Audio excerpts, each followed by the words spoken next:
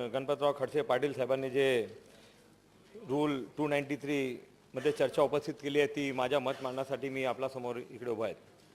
अध्यक्ष महोदय, 438 square kilometre का ग्रेटर मुंबई के अंदर पर स्क्वायर किलोमीटर में 27,348 लोग की बस्ती है। 55% लोग जो है वो सड़क पर चल के अपना जो ट्रिप है वो करते हैं। 17.6 मिलियन लोग जो है मुंबई मेट्रोपॉलिटन रीजन में रहते हैं। अध्यक्ष महोदय, 2% लोग प्राइवेट कार इस्तेमाल करते हैं। 6.5 मिलियन लोग जो है रेल का इस्तेमाल करते हैं। 56% घरों के अंदर टॉयलेट का फैसिलिटी नहीं है।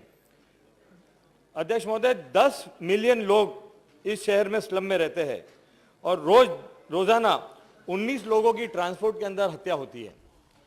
अध्यक्ष महोदय, आज पूरा मुंबई मुख्यमंत्री की तरफ जो है बड़ी आशा की नज़र से देखता है, क्योंकि हमको यकीन है कि जो पॉलिसी मुख्यमंत्री जी ने लाया है और जो लाने वाले हैं उसके अंदर खास करके मुंबई के जो लोग हैं उनको बहुत बड़ी राहत मिलेगी।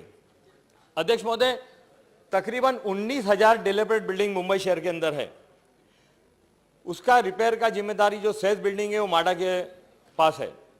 अध्यक्ष महोदय, मैं बहुत ही जवाबदारी और जिम्मेदारी के साथ ये बात यहाँ रखना चाहता हूँ कि जो माडा 100 करोड़ रुपया इस सेज बिल्डिंग को रिपेयर करने के लिए खर्च करती है, वो पैसा जिस तरह से बाकी पैसा गटर में जाता है उसी तरह से इसमें से ज़्यादा पैसा गटर में जाता है। इसमें बिल्डिंग रिपेयर के अंदर कोई फायदा होता नहीं है।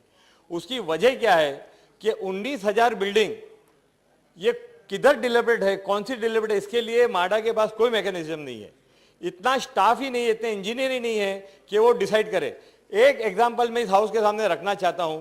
124 बापू खोटे स्ट्रीट, उस बिल्डिंग को माडा ने डिलीवरेट डिक्लेयर किया कि ये बिल्डिंग डिलीवरेट है, इसको बनाना चाहिए और इसका बैक पोर्शन बहुत डेंजरस है, इमीडिएटली रिपेयर करना चाहिए। माडा ने नोटिस दिया, उसका टेंडर, उसका एस्टिमेट कॉल हुआ, टेंडर कॉल हुआ और बैक पोर्शन रिपेयर का उसका काम शुरू होने वाला था। काम शुरू होने के पहला जो माडा ने बताया था कि उसका फ्रंट पोर्शन अच्छा है, वो फ्रंट पोर्शन कोलैप्स हो गया और 6 लोग मर गए। इस तरह का मैकेनिज्म माडा के पास है, क्योंकि इतने लोग ही नहीं जो 19,000 बिल्डिंग में कौन सा पोर्शन डेवलप्ड है या कौन सा डेंजरस है उसका वो लोग फैसला कर पाए। अध्यक्ष महोदय, 100 करोड़ रुपए की निधि कम और जो निधि है उससे जो कॉन्ट्रैक्टर है और जो ऑफिसर है उनका नेक्सस है। जो भी माडा के वीपी जब वहां आते हैं तो पहला जाकर मैं उनसे यही कहता हूं कि आपको इस सिस्टम में चेंज लाना होगा। इस सिस्टम के अंदर सेज बिल्डिंग रिपेयर होगा नहीं। अध्यक्ष महोदय, मेरी यही निवेदन इस चर्चा के माध्यम से रहेगी कि इन बिल्डिंगों को रिपेयर करके सॉल्यूशन निकलने वाला नहीं है। हम 100 करोड़ की जगह 200 करोड़ कर देंगे, हम 50 इंजीनियर की जगह 100 इंजीनियर कर देंगे, ये प्रॉब्लम सॉल्व होने नहीं। मुंबई का जो पुरानी बिल्डिंग का प्रॉब्लम अगर सॉल्व करना है तो इस बिल्डिंगों का रीडेवलपमेंट कंपलसरी और बहुत जरूरी है। अध्यक्ष महोदय, सम्माननीय मुख्यमंत्री जी ने इस सदन के अंदर साल 1.5 साल पहले एक अनाउंसमेंट किया था कि आने वाले दिनों में बहुत जल्द हम ए, बी और सी कैटेगरी का बिल्डिंग है। आज जो ए कैटेगरी का बिल्डिंग है, जो सेज बिल्डिंग है, ए कैटेगरी का सेज बिल्डिंग है, उसको 33(7) के अंदर रीडेवलपमेंट किया जा सकता है। बी और सी को उसको प्रोविजन नहीं है। अध्यक्ष महोदय, आज 40-50 साल हो गए, ए, बी, सी और कैटेगरी को जो उस वक्त बनाया गया था आज भी वैसे ही है। मेरी मुख्यमंत्री जी से निवेदन है, यह आग्रह है कि अगर मुंबई के लोग जो रोज अपने जीवन में खास करके बरसात के अंदर जो मौत के साये में रहते, जिनकी बिल्डिंगों का रीडेवलपमेंट नहीं हो सकता है, वो ए, बी और सी कैटेगरी को मर्ज करके ए कैटेगरी में 1969 के जितने बिल्डिंग है उसको अगर मर्ज कर दिया जाएगा तो ये बिल्डिंगों का रिपेयर और रीडेवलपमेंट हो सकेगा और सैकड़ों लोग, हजारों लोग जो मौत के साये में जी रहे उनको एक राहत मिल पाएगी। अध्यक्ष महोदय, आज माडा ने जो प्रॉपर्टी एक्वायर किया है, 30 से 40 साल से लोग ट्रांजिट कैंप में रह रहे। जो आदमी वहां पर गए थे वो या तो उनका देहांत हो गया या वो इतने बूढ़े हो गए कि बहुत जल्द उनका देहांत हो जाएगा, मगर उनको, बच्चों को या उनको घर नहीं दिया गया। जो माडा ने जिन प्रॉपर्टी को एक्वायर किया है उनका ज्वाइंट वेंचर के लिए उनका कोई पॉलिसी नहीं है, ना ही उस बिल्डिंग को रीडेवलप करने के लिए उनके पास कोई पॉलिसी है। तो जो माडा ने जिस प्रॉपर्टी को एक्वायर किया है, अध्यक्ष महोदय, मेरी आपके माध्यम से आदरणीय मुख्यमंत्री जी से निवेदन है कि उस एक्वायर प्रॉपर्टी को रीडेवलपमेंट करने के लिए एक जल्द से जल्द निर्णय लिया जाए। अध्यक्ष महोदय, हमारे जो स्वर्गीय पंद्रह प्रधान राजीव जी ने 100 करोड़ रुपया मुंबई के लिए दिया था, जिसमें बहुत सारी बिल्डिंग धारावी में बनी थी। अब पूरे मुंबई के अंदर तकरीबन 66 बिल्डिंग जो है रीडेवलप हुई थी। अध्यक्ष महोदय, आज उन 66 बिल्डिंगों में से 22 बिल्डिंग मेरे मतदार संघ में है। अध्यक्ष महोदय, उमर खाड़ी के अंदर मैं धन्यवाद देना चाहता हूं मुख्यमंत्री जी का कि उन्होंने उमर खाड़ी के अंदर जो पीएमजीपी की बिल्डिंग है उनको 33/9 में रीडेवलपमेंट करने का प्रस्ताव को एक बेसिक मंजूरी दी है, जिसका प्रस्ताव उनके पास आया हुआ है। अध्यक्ष महोदय, वो रीडेवलपमेंट उन बिल्डिंगों का कैसा होगा, उसकी रूपरेखा क्या होगा, वो माडा उसको रीडेवलप करेगी, उसको टेंडर कॉल किया जाएगा, उसका ज्वाइंट वेंचर होगा, उसका कोई निर्णय अभी तक हुआ नहीं है। तो मेरी आपके माध्यम से आदरणीय मुख्यमंत्री जी से गुजारिश होगी कि पीएमजीपी के अंदर जो 66 बिल्डिंग है, जिसमें से उमर खाड़ी को एक पायलट प्रोजेक्ट बोल के 33/9 में लिया जा रहा है, उसको जल्द से जल्द शुरू करें।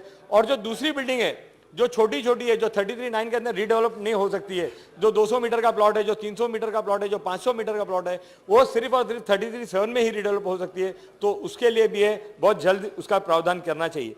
अध्यक्ष महोदय, मैं अपनी ओर से और मेरे जो मुंबा देवी क्षेत्र में भिंडी बाजार के लोग हैं उनके तरफ से आदरणीय मुख्यमंत्री जी का धन्यवाद देना चाहता हूं, उनको अभिनंदन देना चाहता हूं कि जो एसबीयूटी का भिंडी बाजार रीडेवलपमेंट प्रोजेक्ट है उसके अंदर मुख्यमंत्री जी ने बहुत सकारात्मक भूमिका ली है और उस प्रोजेक्ट को आगे बढ़ाने के लिए जितनी अड़चनें आती है उसको दूर करने का प्रयास किया है। अध्यक्ष महोदय, आज जो सबसे बड़ा प्रॉब्लम अर्बन रिन्यूअल मिशन में जो आता है वो है 100% लैंडलॉर्ड का कंसर्न। और किसी भी प्रोजेक्ट में, वो मुंबई हो, पूना हो, थाना हो, पिंपरी हो, नासिक हो, श्रीरामपुर हो, सोलापुर हो, बुल्ढाना, कहीं पर भी अगर हम रीडेवलपमेंट करना चाहते हैं, अगर हम उसको अर्बन रिन्यूअल मिशन में लेना चाहते हैं, तो 100% लैंडलॉर्ड का कंसर्न पूरे देश में, पूरी दुनिया में कहीं नहीं मिलेगा।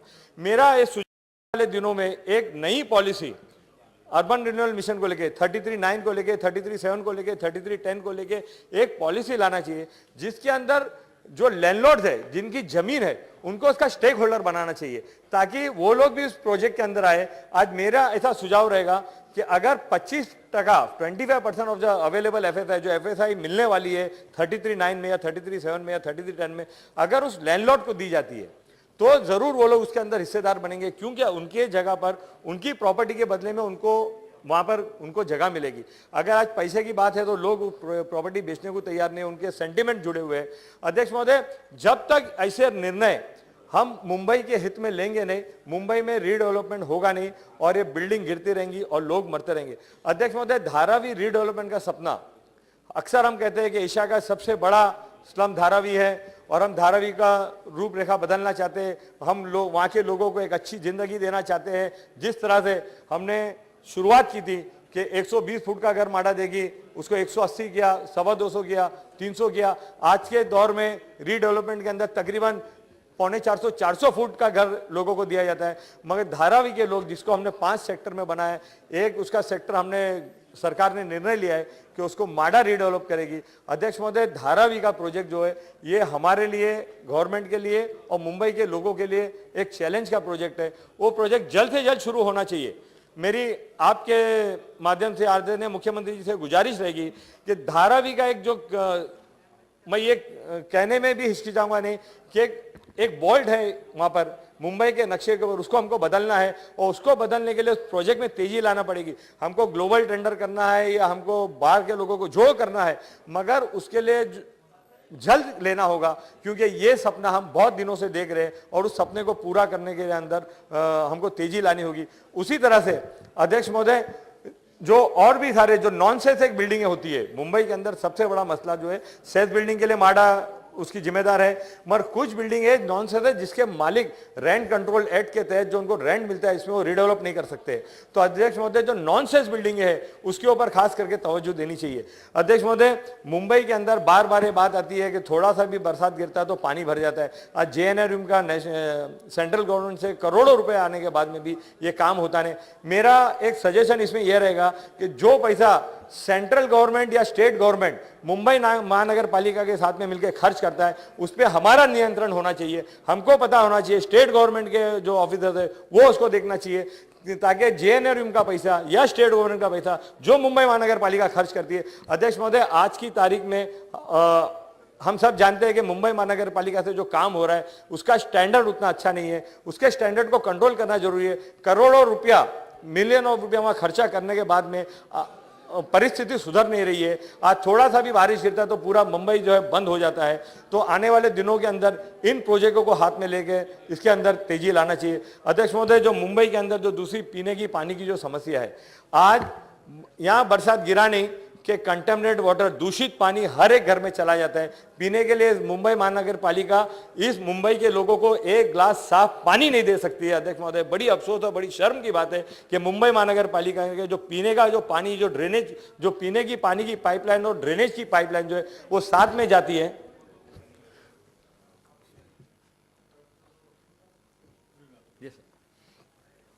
आज जो आइलैंड सिटी के अंदर जो हाउस गली है उसके अंदर अध्यक्ष महोदय पीने का पानी और ड्रेनेज की लाइन एक साथ साथ में चलती है। ब्रिटिश के जमाने से जो लाइन डाली हुई है आज तक वो लाइन को बदली नहीं किया गया है और आज भी लोगों को वो पीने का पानी गंदा मिलता है। स्टैंडिंग कमेटी के जो उस वक्त के चेयरमैन रविंद्र वाइकर जी यहाँ बैठे, वो इस बात को ये भी जानते, उन्होंने आके हाउस गली क्या चीज होती है वो उन्होंने देखा था कि हर बार ये मुंबई महानगर पालिका में बात उठती है कि हाउस गली चीजें खुद आकर देखे थे।